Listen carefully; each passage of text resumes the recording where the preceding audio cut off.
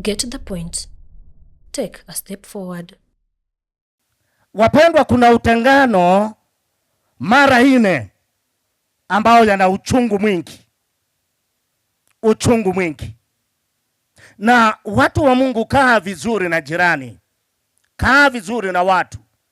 We salimia watu, kaa karibu na watu. Usikae kana kwamba uko peke yako.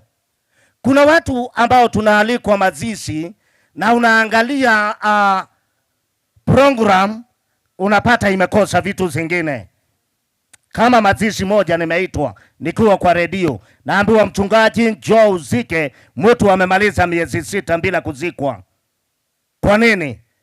Jamaa hajawahi kanyanga kanisa, hajawahi kuwa mahali popote. Sasa amekufa, na kumbe mtu akikufa anarushangwa kwa wachungaji. Yaani mapasta wanaletewa waliokufa, lakini nyinyi mnataka waliowahi. Wakahangaika wachungaji. Pasta wa kwanza alionekana akaambiwa njoo usike huyu, akauliza anaenda kanisa gani. Kasemekana jamaa hajawahi kanyanga kanisa. Yule pasta akasema bila 50,000 sitaweza. Wakaanza kuchanga 50,000. Wakaona huyu ameitisha nyingi.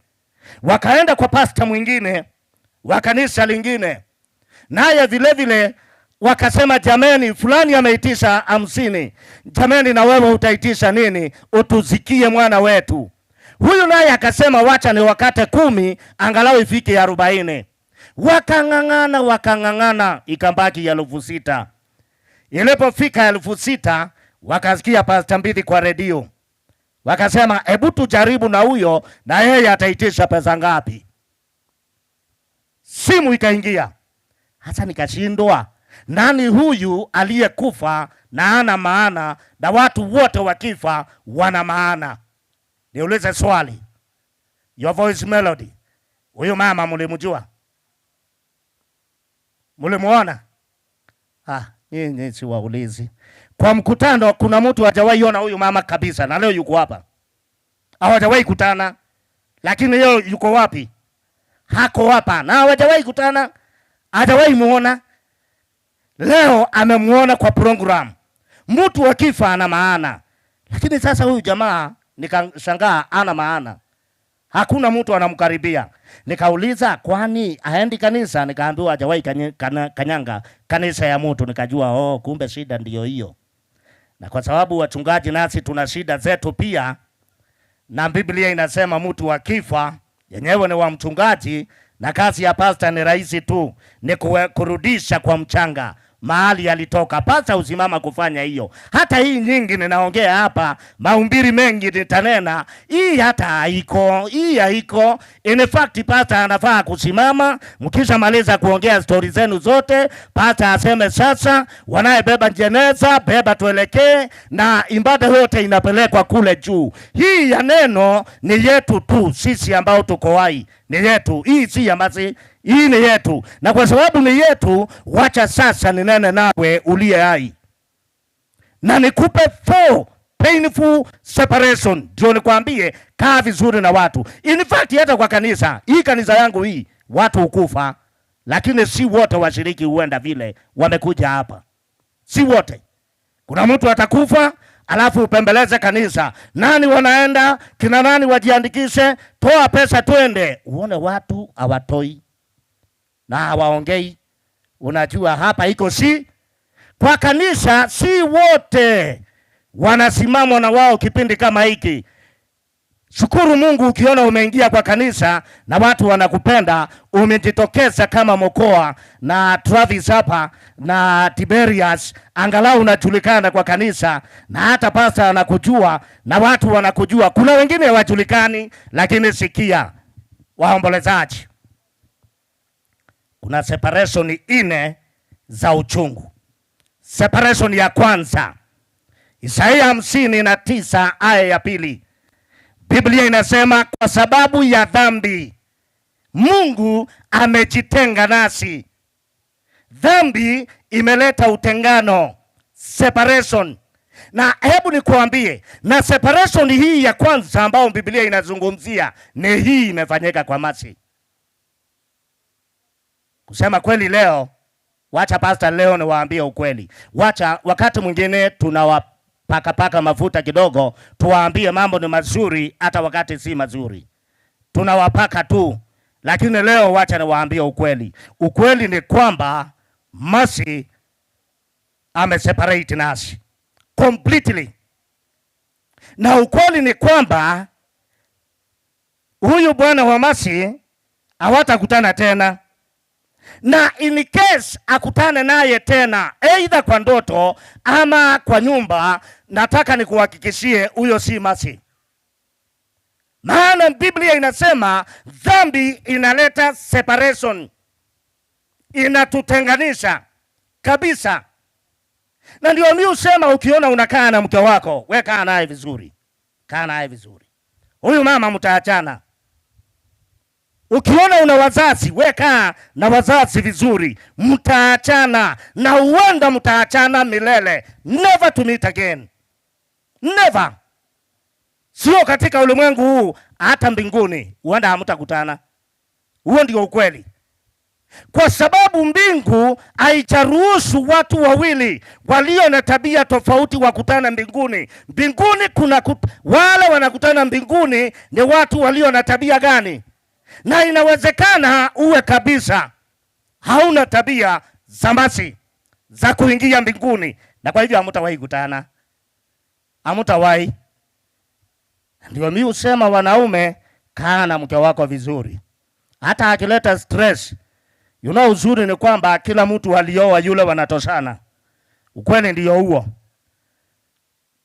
Hakuna mama yuko hapa ajui mahali unguza bwana wake akileta kisirani. Hakuna. Si wote tunajua.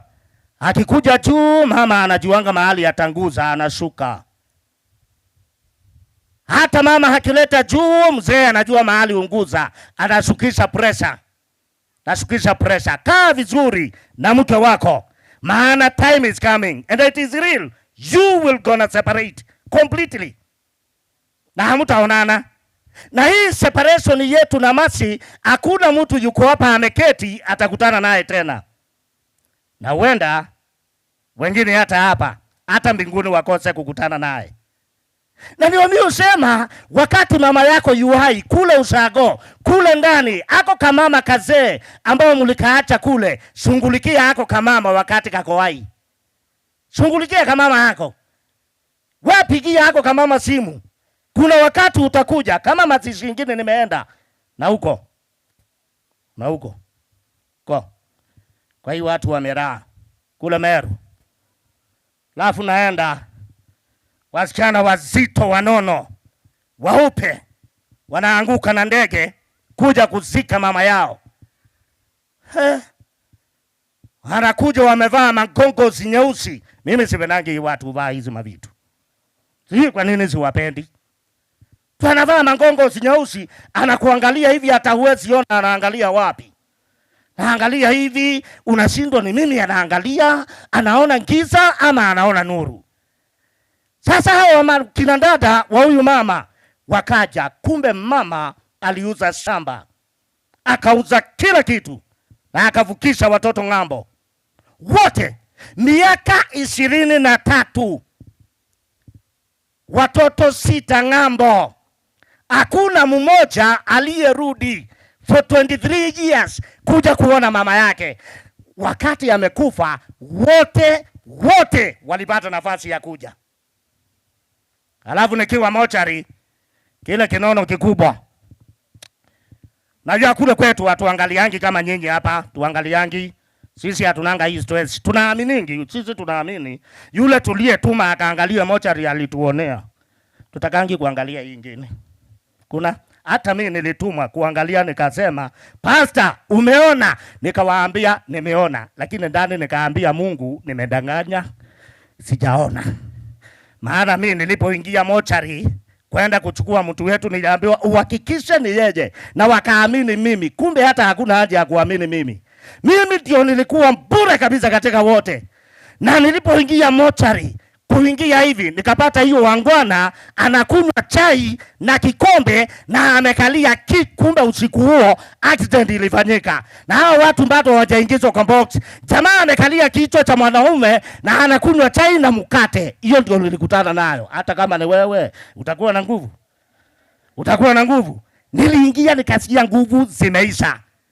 Kuona vile watu wamewekwa hawajapangwa. Alafu jamaa akainuka, kaniuliza tukusaidiaje? Nikawaambia nimetumwa kuja kuangalia mzee anaitwa Kioko. Nikaulizwa anaitwa Kioko na suingie uangalie. Hata wewe ukiangalia unaona niliingia? Unaona kama niliingia? Niligeuka nikaangalia meka. Na nikahakikisha hiyo macho haingeuki. Nikaangalia kwa mlango mahali hakuna hii watu. Na nikawaambia na waamini angalia tafuteni Kioko.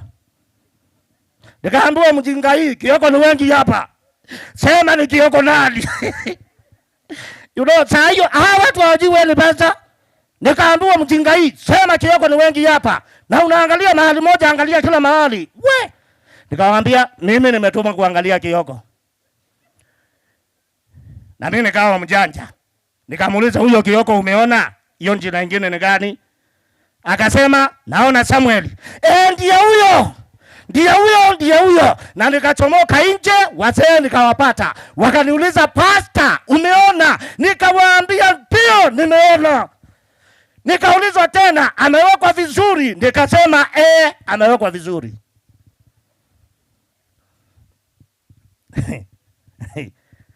Alafu kukaa kumbe niliona bila kupeleka nguo. Sikupeleka nguo. Kidogo nikaona yule jamaa mmoja ananiita kwa mbali. Kauliza sasa huyu naye ni nini? Nikakimbia. Akaniambia kwenda leta nguo za kumvalisha. Mtamvalisha ama sisi tuvalishe? Hata ukiangalia unaona niko tayari kuvalisha. Nikamwambia valisheni, leta nguo. Nilipofika nikapata kazi yangu ameshika nguo. Nikamwambia wanasema upeleke nini? Wanasema upeleke nini? Wewe peleka nguo. Na ikawa hivyo. Na wacha nikuambie, hapana mchezo. Kwenda Meru naona wamama ndio hawa. Na kule Meru si atuangaliangi miili ya watu, no. Tunaamini aliyetumwa. So kimsichana kikaingia, kinono tu kiasi, kimekula kizito cheupe na ngongo nyeusi. Kikaniambia pastor, naomba hii jeneza ifunguliwe. Naomba ifunguliwe. Mama amekufa kabla hajatubariki. Naomba ifunguliwe mama atubariki. Kamwangalia hivi, kamwambia toa miwani nikuone vizuri. Akatoa. Ati unasema nini? Jeneza ifunguliwe, mama afanye nini? Atubariki. Nikawa interested. Nikamuuliza kwa nini unataka akubariki? Akiwa amekufa. Akasema unajua pastor, huyu mama alitupeleka ng'ambo. Tumeishi. Kumbe nyinyi ndio niliambiwa. Kulikuwa na story nyingi tu nilipewa. Vile waliacha mama akauza shamba, alikuwa na gari akauza kila kitu, na alipomaliza kuuza hizo, alikuwa anafanya kwa county ya Meru, akafutwa kazi. Mama akajifinya kwa ploti, nyuma ya ploti. Na ameishi hapo, wasichana wakiwa wapi? Na vijana wakiwa wapi? Wawili ng'ambo. Alafu sasa wamekuja na magongos, mama akikaa kwa plot, ati nifungue jeneza, wambarikiwe. And I got interested, kujua watambarikiwaje na maiti. Nikamuuliza, my sister, ni sawa tu, jeneza nitafungua. Lakini nikuulize, unataka mama akubariki aje? Akasema nimeongea na ongo, atoe mate kwa mdomo, atupake kwa kifua. Hapa kuna baraka. Nikamwambia ujinga utawachana nayo. Kama hukubariki mama yako akiwa hai, na hukuona mama akiwa hai, yako imeisha hivyo. Hamtawahi onana tena. This is a serious separation. Imeisha hivyo. Na hata hiyo sanduku isifunguliwe. Funga kabisa hiyo jeneza. Hawakumuona akiwa hai. Sasa leo wanataka kumuona kwa nini? Hata wewe utafungua. Kasema isifunguliwe. Sifunguliwe. Kuna watu wako hapa. Surely mama yuko hai. Baba yuko hai. hata simu. Mama mzee yuko hapa, jana kaa alisomesha watoto wote, ndio hawa washiriki wangu Nairobi, ndio hawa. Hako tu Nairobi, akiona simu ya mama yake anaona kukopwa, hana ataniomba pesa. Niwaulize swali, kuna makosa gani mama kuomba pesa kwa mtoto wake? Kuna makosa? Lakini unashangaa mama anapiga simu haichukuliwi, tena kesho haichukuliwi, na ya boyfriend inachukuliwa haraka. Halafu mama akifa, sasa ndio watu wote wanapanga laini wakilia crocodiles tears, atuacha tumbarikiwe, wacha tumupatie a good send off, aende vizuri. Hiyo ni laana. Biblia inasema treat your neighbor, your wife, your parents, these people you see around here, wewe kaa na wao vizuri. Separation inaku na wataachana mile. Mimi wasema hivi, jameni, hata kama unachukia Pastor Mbiti, nibakishie kadogo hivi, kadogo tu hivi, ka separation, maana tutaachana. Wacha leo tunakutana, tule pamoja, tufurahie pamoja, tuwe marafiki, maana tutaachana. Wacha niwaambie separation ya pili. Ya kwanza ni hii, anybody here ni candidate wa hii separation. Tunakuja kuachana na tutakutana tena. Wacha usikie separation ya pili. Wathesalonike wa kwanza 4:16. Biblia inasema maana Bwana mwenyewe atashuka kutoka mbinguni na mwaliko wa parapanda italia, na wote waliolala makaburini watafufuliwa kwanza. Kwisha. That's another separation. Yesu akija kwetu sisi tuko hai, kuna another serious separation inakuja. Waliolala katika kaburi watatenganishwa. Hii makaburi hii imeweka watu wa maana na wengine ambao si wa maana. Walio wa maana Yesu akija watafufuliwa. Hata maiti zitaseparate. Maiti hizi tunazika, zitaachana.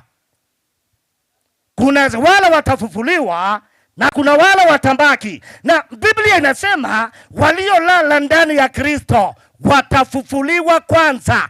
That's another separation.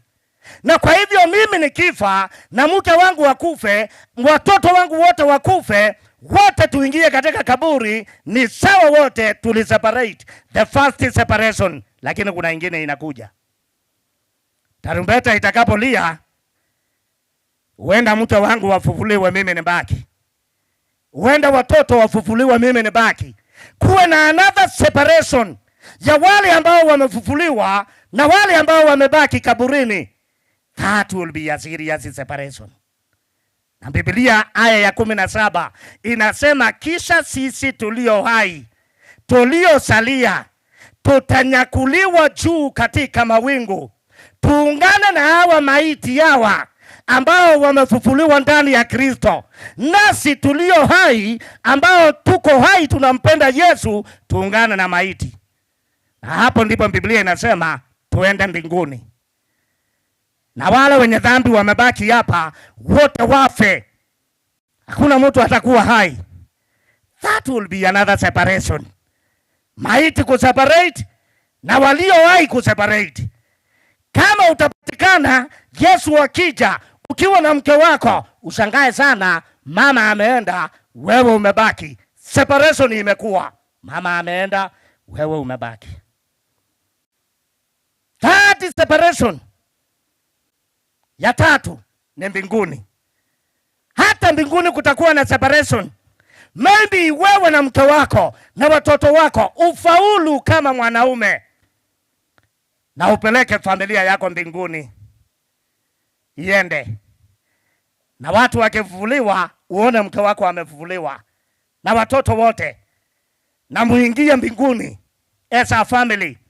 Biblia inasema huko mbinguni tutalia, tutamwanga machozi.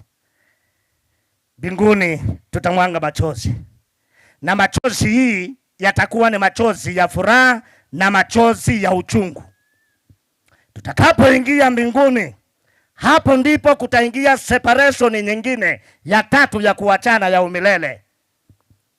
Alafu tukiwa pale, ukumbuke Ufunuo 21 aya yake ya 4. Biblia inasema machozi yote yatafutwa mbinguni. Tutalia, lakini machozi yayo yatafutwa. Aje sasa tukiingia mbinguni, nikumbuke nimekuwa mbinguni na sijaona baba yangu. Niulize, kwani mzee yako wapi? Na niliacha akiwa mzee wa kanisa. Alafu mara moja Biblia inasema malaika asimame, niambia unatafuta baba yako. Kitabu kifunguliwe, niambiwa huyu mzee hayuko mbinguni, na nionyeshwe tabia zake. Kumbe yaka kamzee kalitulea na pesa za wizi za bunduki na hatukujua. Sasa tukiwa mbinguni, video yake iletwe niangalie vile baba yangu alikuwa mwizi na vile alivyoiba. Maana Biblia inasema rekodi zetu zote zimerekodiwa mbinguni. Niangalie nione ube, kumbe mugaka mugaka yuko mbinguni. Hii ilikuwa ni jambazi ya mtu duniani. Ilitulea na pesa ya ujambazi. Niseme jameni, baba yangu amepotea hivyo.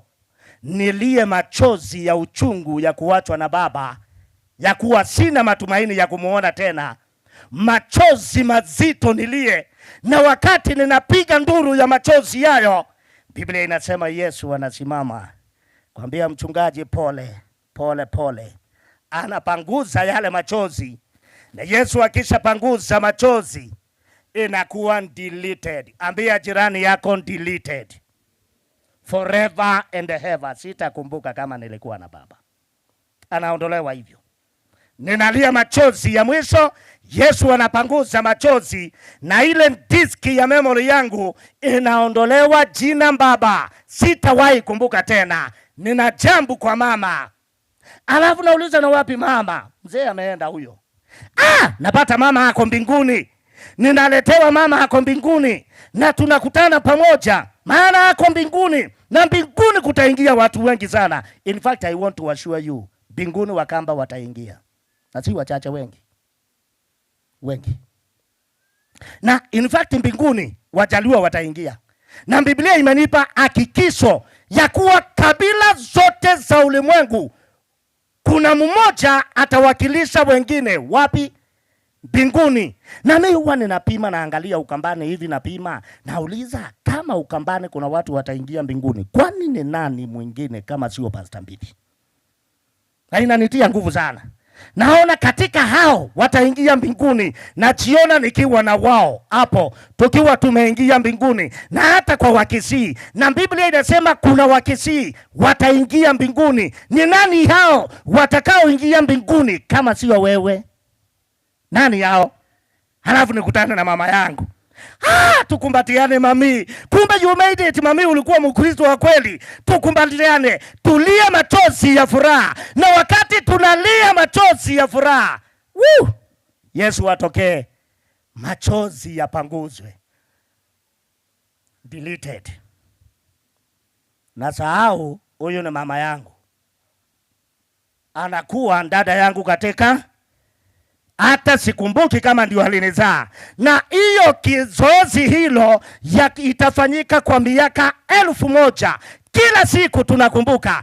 Mkumbuke kila moja, ukumbuke washiriki mliokuwa na wao, ukumbuke majirani, ukumbuke cousins wako wote. Kila mmoja anapita mbele zako. Deleted. Na miaka 1000 ikiisha, utakuwa ukumbuki mtu hata mmoja. Umekuwa kama katoto kadogo. Hauna kumbukumbu yoyote ya dunia hii. Hakuna. Ndio maana Biblia inasema Mungu atayafanya yote kuwa mapya. Hautakumbuka ulikuwa katika dunia ya shida, dunia ambayo tulilia tukizika masi, dunia ambayo tulizikana sisi wenyewe kwa wenyewe, taabu zote na matatizo tuliokula dunia hii, tusahau yote. Na ndio mimi huambia wamama, wacheni stress.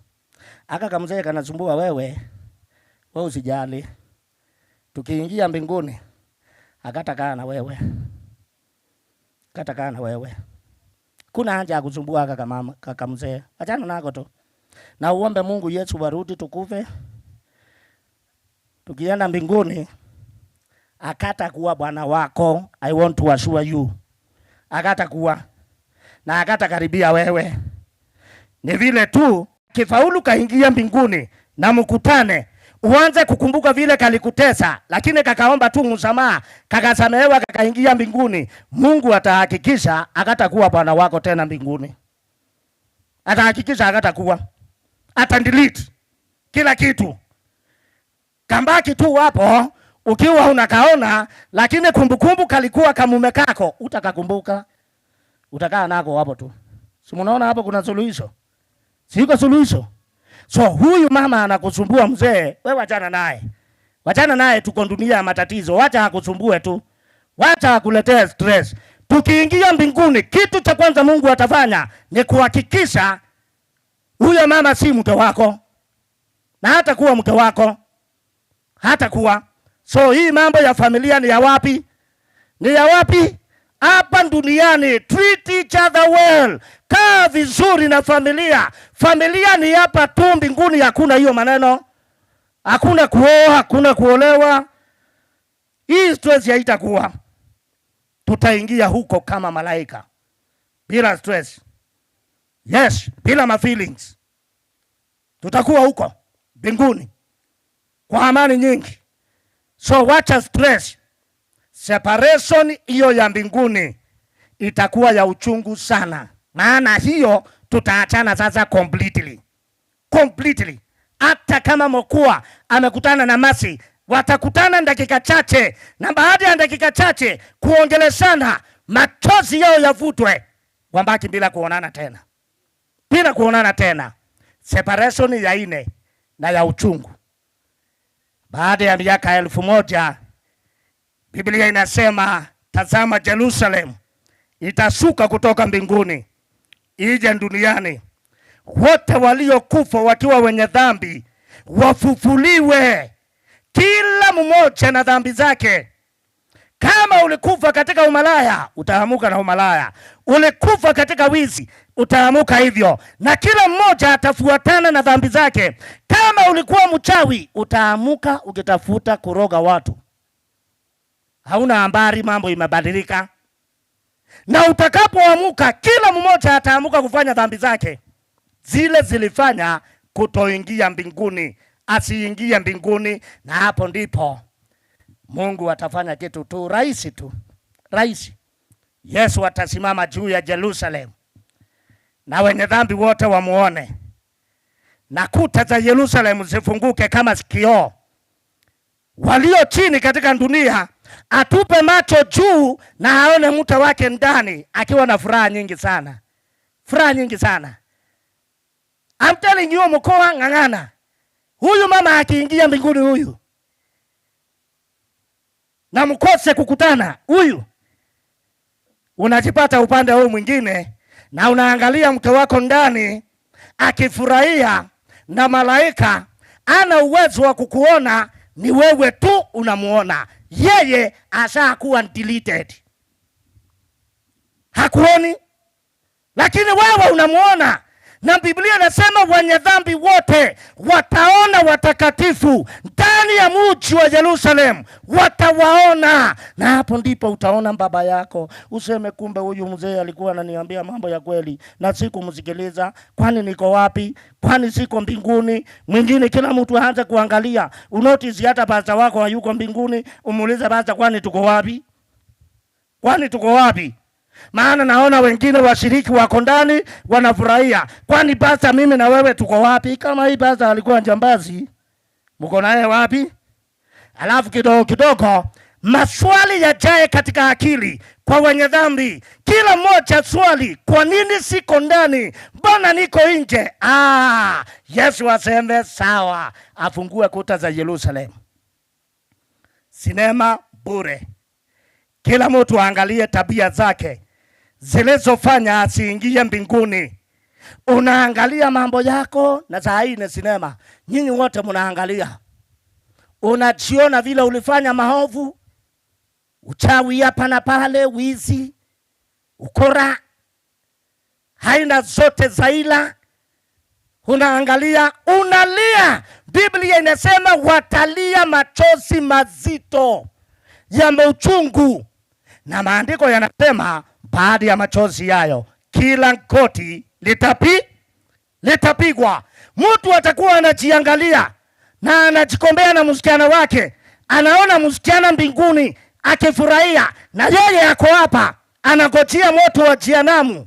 Wacha nikuambie, hapo ndio Biblia inasema kutakuwa na machozi na machungu ya kuuma meno kuuma, machozi mazito ambao yatazima moto wa jehanamu. Na hapo kila mmoja atakapoona dhambi zake, mpaka shetani mwenyewe ataona madhambi zake.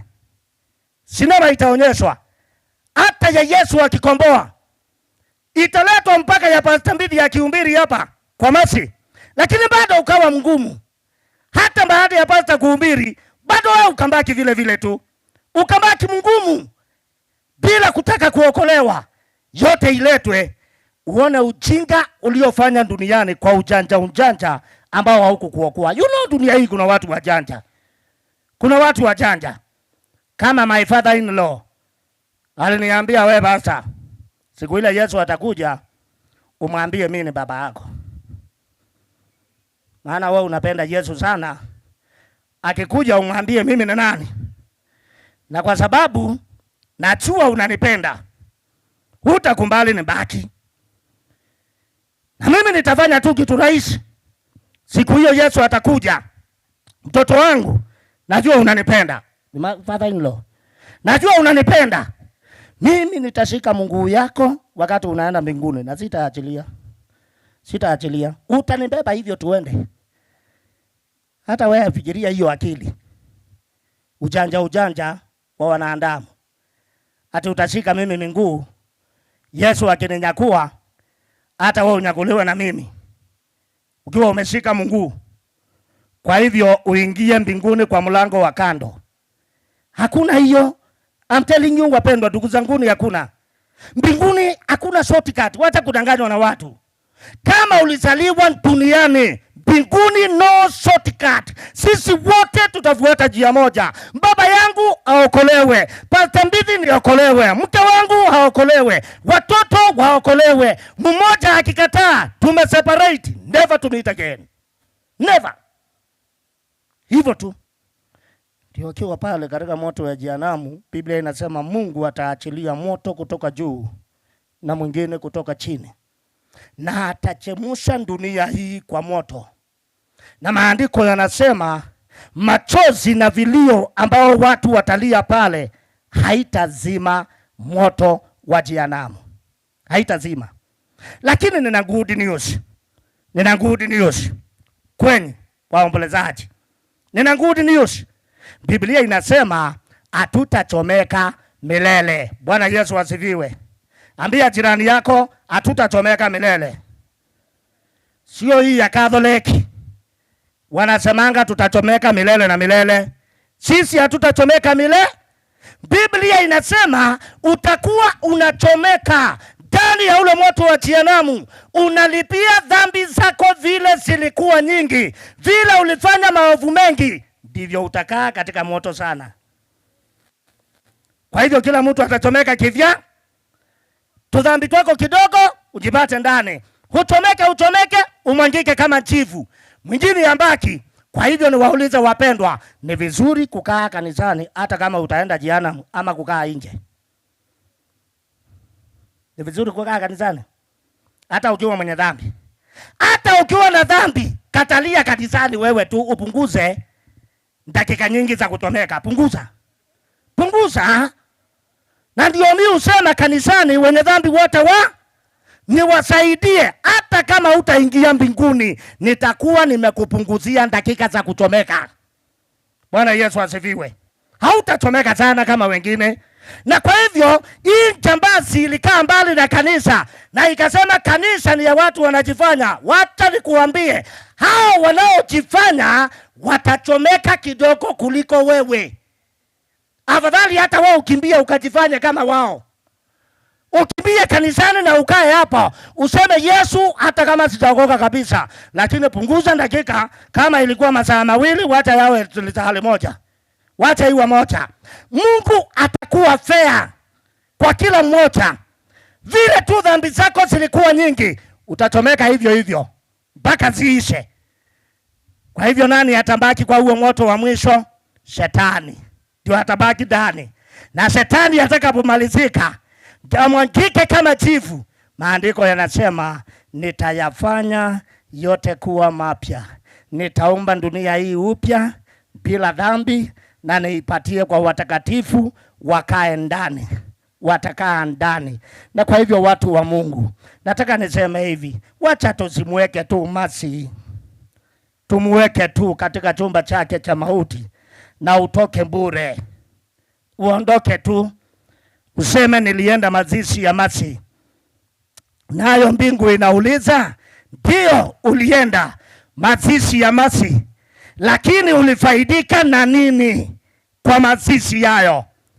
Useme tulikula ugali, tukakula chakula tukashiba, lakini swali, Pastor Mbiti alipohubiri, ulifaidika na nini? Ulitoka na nini kwenda nyumbani? Watu wa Mungu, sikia, take it home. Ondoka hapa ukijua kuna separation mara ngapi?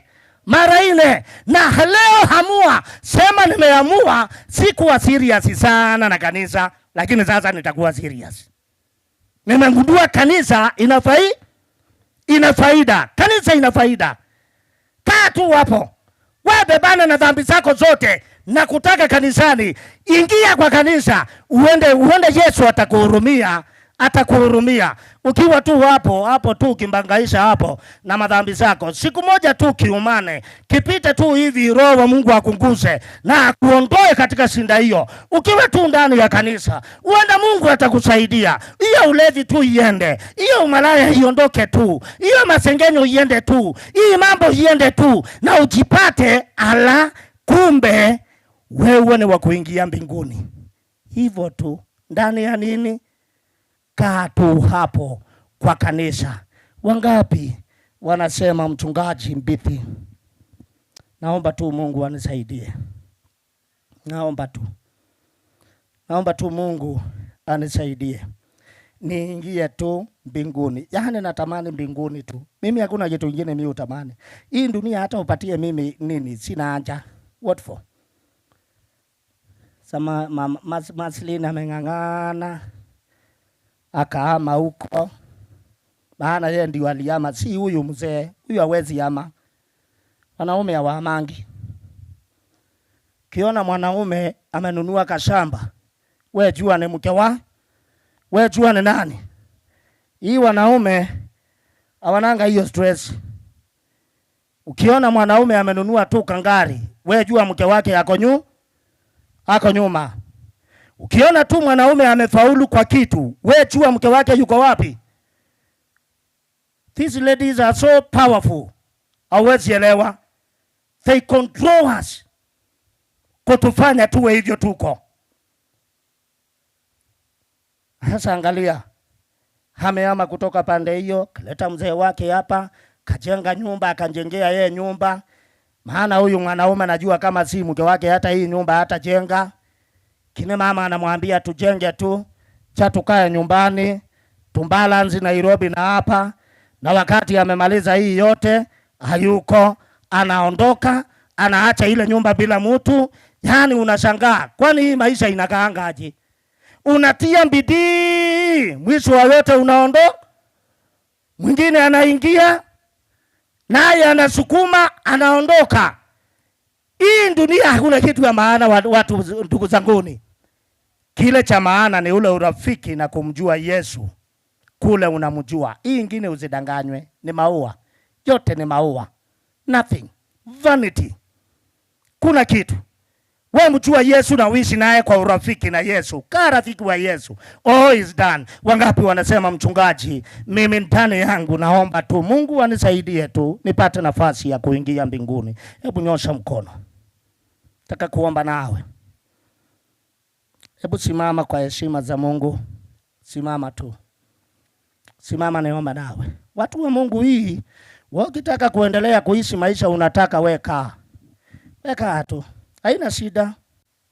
Umbiri tutahubiri. Tutawaandaa. Mtatudharau. Lakini mimi najua siku moja utakumbuka wao. Utakumbuka wachungaji. Siku moja tu utawakumbuka. Nataka niombe nawe. Na wale mko hapa, kama hujaenda kanisa, au hujaokolewa, na hujaingia kanisa yoyote ile, na kuomba. Kisii ni mji wa makanisa tunajua. Tafuta kanisa. Enda. Makanisa ya Sabato imejaa huku kila mahali. Kwa kila mahali. I've been in Kisii. I know Kisii more than you guys. Natembea hii Kisii kila kona. South Mugirango, Nyamira, kila mahali. I know. Churches are all over. Si kama kwetu. Go to church. Enda. Bia pastor nibatize. Nataka kukaa hapa nikiwa mwenye dhambi. Hapa ndio nitakaa. Pastor Mbiti alisema kuna faida hata nikiwa mwenye dhambi kukaa kanisani. We kaa hapo. Na wakikufukuza uwaambie siendi mahali. Siendi. Mungu alisema nikuje hivyo na nikae wapi? Hata mkiniita mchawi, wacha nikuje na uchawi wangu wapi? Ni warogange hapo. Maana ni beta kuliko wapi? Kuliko nje. Hebu tuombe. Baba wetu na Mungu wetu wa mbinguni. Tazama mama huyu ambao amesimama kisema ameamua tu Yesu umkumbali hivyo alivyo. Ana wema wowote ule. Ni mwanadamu tu mwenye dhambi. Dhambi ni nyingi tu ambao haziwezi ruhusu yeye kuingia mbinguni. Lakini amekumbali wito wako. Umpokee hivyo alivyo. Kuanzia leo msaidie kupenda kanisa akiwa hivyo alivyo. Na Yesu mgeuze awe mmoja wa kuingia mbinguni. Kuna mzee yuko hapa ambao hajawahi chukua mambo ya Mungu serious. Lakini leo kupitia kwa neno hili amesema, mchungaji, nimeamua tu. Wacha tu nikae katika kanisa. Maana hapo ndipo kuna matumaini. Hapo ndani nitabadilika. Kuna kijana yuko hapa alikuwa anafikiria ni mjanja. Ujanja tu wa vijana. Lakini leo amegundua ujanja au mpeleki mahali. Anacho Yesu ni kuingia na kunyenyekea miguuni pako, msaidie. Angalia vijana hao wa kike na wa kiume, wasaidie tu Yesu. Baba wetu tunashukuru kwa maana Yesu ilikupendeza Mama Maslin alale wakati kama huu. Na ninajua Yesu, huyu mama tuna matumaini makubwa kukutana naye. Tunachoomba Yesu tusaidie tulio hai. Angalau tuone kama tutakutana naye. Katika mapambano haya tupambane tu. Tuingie mbinguni kwa maana unatupenda. Bariki mkutano wote, bariki kila mmoja, neema zako ziwe nyingi. Katika jina lako Yesu tunaomba tukiamini, na kila mmoja aseme amen. Amen. Get the point. Take a step forward.